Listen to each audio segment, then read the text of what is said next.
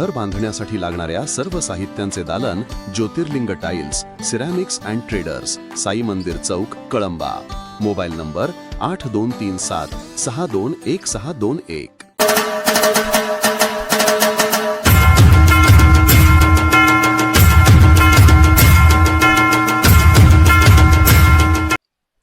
नमस्कार. कोल्हापूर ब्रेकिंग मध्ये आपलं सर्वांचं स्वागत. मंडळी, महापालिकेचे शिलेदार या विशेष कार्यक्रमात आज आपण प्रभाग क्रमांक 11 येथील सिद्धी रांगणेकर या शिवसेनेच्या शहर प्रमुख आणि मुख्यमंत्री लाडकी बहीण योजनेच्या शहर प्रमुख आहेत. आज त्यांच्याशी आपण मनमोकळ्या अशा गप्पा मारणार आहोत. नमस्कार ताई. नमस्कार ताई, तुम्ही आता शिवसेना शिंदे गटाच्या शहर प्रमुख आहात, तसेच लाडकी बहीण योजनेच्या देखील तुम्ही शहर प्रमुख म्हणून पद भूषवत आहात. तर राजकारणात कसं उतरावं असं वाटलं?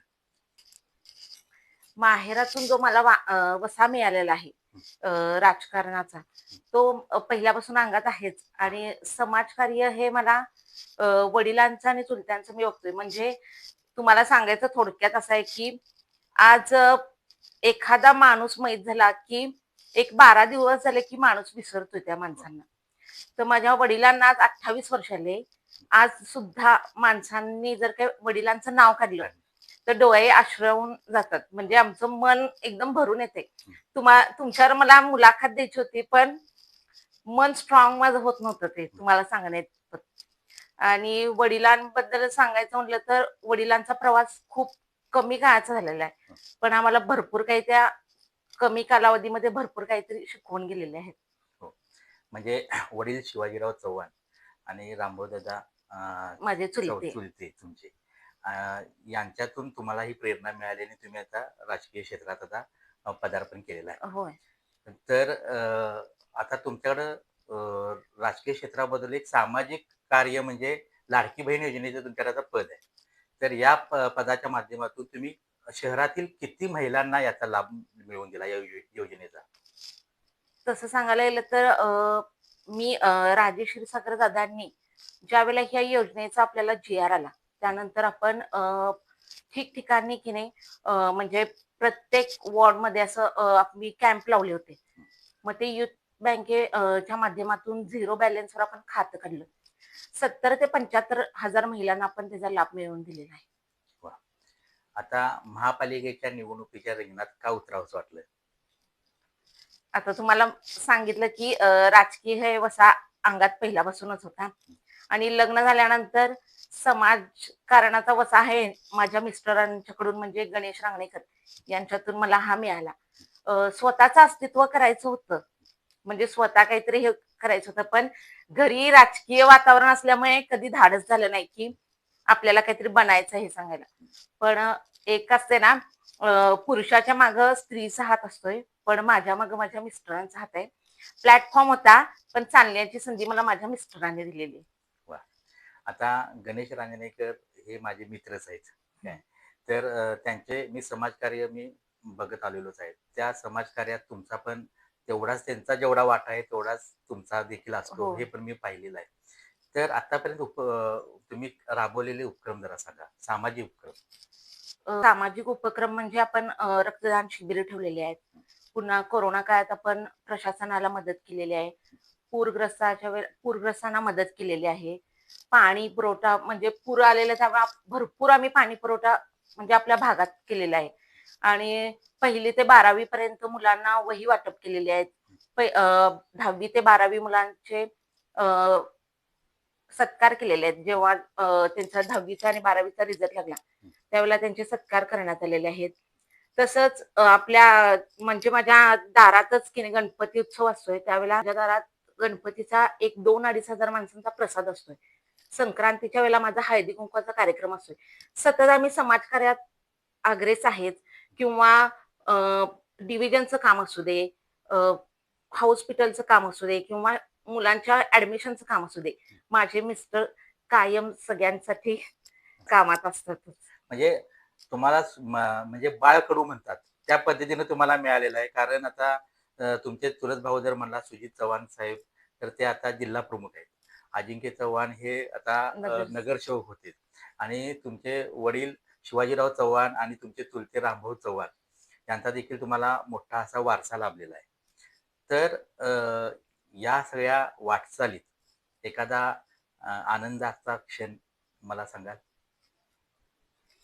आनंदाचा क्षण म्हणजे अ, वडील गेल्यानंतर खूप मोठं डोंगर कोसळलेलं होतं आणि त्यानंतर एक 17 वर्षांनी 11 डिसेंबरला तो वार होता बुधवार. हं. त्याच दिवशी मला मुलगा झाला. वाह! या निवडणुकीच्या रिंगणात आता तुम्ही उतरलेला आहात. तर आता या प्रभागातील मुख्य समस्या काय आहे? जनतेच्या आपल्या समस्या फक्त कशा आहेत? अ, रस्ते स्वच्छ असणे, म्हणजे रोजच्या रोज कचरा काढून घेणं. पुन्हा पाण्याचं म्हणजे आता बघायला गेलं तर श्रावणापासून सणासुदीच्या वेळेलाच पाण्याचे प्रॉब्लेम. हं. महिलांना त्याचा खूप त्रास होत होता. हं.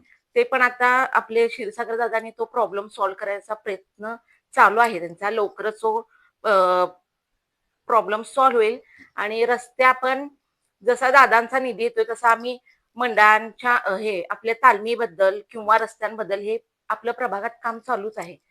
आणि मग काय लाईट किंवा हे त्याच्या व्यतिरिक्त जनतेच्या म्हणजे आपल्या आता समस्या तुमचे काहीच नाही. सत्तेचे आमदार आहेत त्याच्यामुळे हे प्रश्न निकाली लागतील. हा लागते. त्यामुळे काय हे नाही. तरी देखील तुम्हाला आतापर्यंत तुमचं सामाजिक कार्य पाहिलं आणि या प्रभागातील नागरिकांनी तुम्हाला नगरसेविका म्हणून काम पाहण्याची संधी जर दिली, तर या प्रभागासाठी असं वेगळं काही व्हिजन आहे का? किंवा वेगळे काही संकल्पना आहे का? किंवा नवीन एखादं विकास काम इथं करायचं असं काय डोक्यात आहे का? तुम्हाला थोडक्यात सांगायचं म्हणजे जे आम्ही समाजकार्य करतोय त्या ह्याच्यातून उमेदवारी माझी माझ्या प्रभागातल्या नागरिकांनी डिक्लेअर केलेली होती. म्हणजे त्यांची पण इच्छा आहे की माझ्याकडून काहीतरी मी नगरसेविका झाल्यानंतर काय काहीतरी मी अपेक्षा हा आहे? अपेक्षा आहेत त्यांच्या आणि त्या नक्कीच मी त्या त्यांच्या पूर्ण करीन. आणि विजन असंच आहे की महिला सक्षमीकरण. हं. आपल्या इथं महिलांचं जे स्वच्छतागृहाचा तो एक प्रॉब्लेम आहे. हं. ते एक महालक्ष्मी मंदिरात आल्यानंतर तो प्रॉब्लेम येतोय. हं. तो एक आणि आजकालची जी तरुण पिढी आहे हं. ते व्यसनाधीन जाते. हं. तर त्यांच्या हाताला सुद्धा काहीतरी काम. रोजगार मिळावा. म्हणजे आता अनेक महिला घरी बसून पापड लोणचेची हे कामं करत असतात. हं. पण त्यांना मार्केटिंगचं हं. कसं मार्केटिंग करायचं हे त्यांना समजत नाही. तर त्याच्याबद्दल आपल्याला प्रशिक्षण देऊन त्यांना समजावून सांगायचं की हे असं करून, हे असं मार्केटिंग करून की तुम्हाला चांगला लाभ मिळेल. हे असं माझ्या डोक्यात आहे. आता तुम्ही तुमचं सामाजिक कार्य तुम्ही सांगितलं. तर पक्षीय स्तरावर पक्षासाठी काय वेगळे उपक्रम राबवलेत? काय मेळावे घेतलेत? नेहमी आमचा आता मंगळवार पेठेचा मेळावा असतोय किंवा त्या दादांच्या माध्यमातून आपले मेळावे किंवा आंदोलन असतील. कायम आम्ही त्यामध्ये अग्रेस असतो आणि आता ही एवढी मोठी जबाबदारी मला दिली आहे मुख्यमंत्री लाडकी बहीण योजना. तर म्हणजे सगळ्यांना आमदारांनाच हे पद आहे. हं. पण दादांनी मोठं मन करून हे मला दिलेलं आहे. हां. त्यामुळे मी राज्य क्षीरसागर दादा आणि वैशाली क्षीरसागर वहिनींचं मी खूप मनापासून आभार मानते की त्यांनी थोड्या कालावधीमध्ये मला एवढा विश्वास ठेवून मला एवढ्या मोठ्या पदाची त्यांनी पद मला दिलं त्यांनी. आता ताई 4 प्रभागांचा मिळून 1 प्रभाग झालाय. आता तुम्ही मंगळवार पेठ ह्या एरियात राहताय. तर बाकीचे पण या 3 प्रभाग या एरियामध्ये आता आलेले आहेत. तर जर समजा भविष्यात तुम्हाला नगरसेवक म्हणून काम पाहण्याची संधी जर मिळाली, तर तिथल्या तुमचा हा प्रभाग आहेच. तिथल्या प्रभागातल्या समस्या तुम्हाला सोडवाव्या लागणारच आहेच.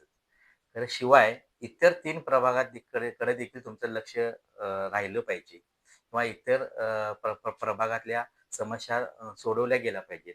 यासाठी तुम्ही काय करणार आहात? आपल्यावरती जनतेने एकतरी विश्वास ठेवून आपल्याला निवडून दिलेला असणार आहे. हं. आणि त्यानंतर आपण एक ग्रुप काढणार. त्या ग्रुपमध्ये म्हणजे एवढ्या प्रभागात पोहोचणं पॉसिबल नाही. त्यासाठी आपण एक ग्रुप काढून त्यांचे जे काही प्रश्न असतील ते प्रश्न त्याच्यावरती आपल्याला मांडतील आणि आपण दुसऱ्या दिवशी ते प्रॉब्लेम त्यांचे सॉल्व्ह करून टाकीन असं आमच्या डोक्यात एक हे आहे, म्हणजे संकल्पना आहे. संकल्पना आहे. ताई आता तुम्ही शिवसेनेच्या शहराच्या अध्यक्ष आहात. शिवसेना म्हणजे चव्हाण बंधू आणि चव्हाण बंधू म्हणजे शिवसेना असं एक पहिल्यापासूनचं जुन्या काळापासूनचं हे चित्र होतं आणि आज देखील त्याच पक्षात तुम्ही कार्यरत आहात. तर ज्यांनी शिवसेना या जिल्ह्यात रुजवली त्या रामभाऊदादा चव्हाण आणि शिवाजीराव चव्हाण यांच्याबद्दलच्या काही आठवणी सांगता येतील? वाघाचं काळीज असं असतं की ते प्रत्येक परिस्थितीमध्ये धाडसाचं पाऊल उचलतं. ज्याच्याकडे वाघाचं काळीज असतं तोच शिवसेना माणसांच्या मनामध्ये रुजवू शकतो, तोच शिवसेना जिल्ह्यात पोचवू शकतो, असे कैलासवासी शिवाजीराव चव्हाण दादा, कैलासवासी रामभाऊ चव्हाण दादा यांचा मला खूप अभिमान वाटतोय की माणसांच्या राजकारणाच्या पेक्षाही त्यांनी समाजकार्य केलेलं आहे. आज सुद्धा माणसांनी त्यांचं नाव काढल्यानंतर डोळे पाणावतात. पप्पांच्या आठवणी सांगितल्यानंतर वाईट पण वाटते की या क्षणी ते पाहिजे होते आमच्या बरोबर. त्यामुळे पप्पांची कमतरता कायम आम्हाला म्हणजे ती कधीच आमच्या शेवटच्या क्षणापर्यंत कधीच भरून निघणार नाही. त्यांच्याबद्दलचा एखादा किस्सा काही सांगता येईल? म्हणजे पप्पा जेव्हा हे झाले तेव्हा मीच होते 11 वर्षाची. हो. पप्पा असताना सगळे मंत्री वगैरे सर्व आपल्या घरी यायचे, पण आम्हाला समजत नव्हतं राजकारण म्हणजे काय ते. आम्ही पण तो आनंद घेत होतो. पप्पांनी कधीही एवढ्या मुली आहेत म्हणून कधी ते असे हे झाले नाहीत की एवढ्या मुली आहेत. आणि ज्या वेळेला पप्पांचं एक इलेक्शन होतं त्यावेळेला पप्पांचा पराभव झाला. त्याच वेळेला माझा भाऊ अजिंक्य जन्माला आला. तेव्हा पप्पांना बरेच म्हणजे पप्पा एकदम त्यावेळेला हे झालेले की त्यांची बिनविरोध इलेक्शन त्यावेळेला करायची होती. अचानक ते बिनविरोध झाली नाही.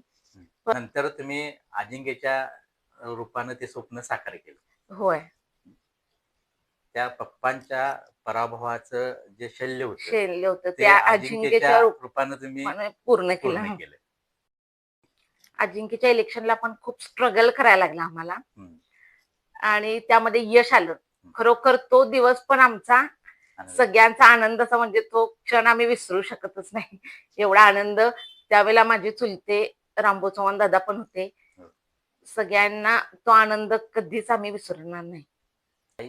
तुम्ही वेळात वेळ काढून आमच्या चॅनेलमध्ये येऊन आमच्याशी मनमोकळ्या अशा गप्पा मारल्या याबद्दल मी तुमचा आभारी आहे. धन्यवाद.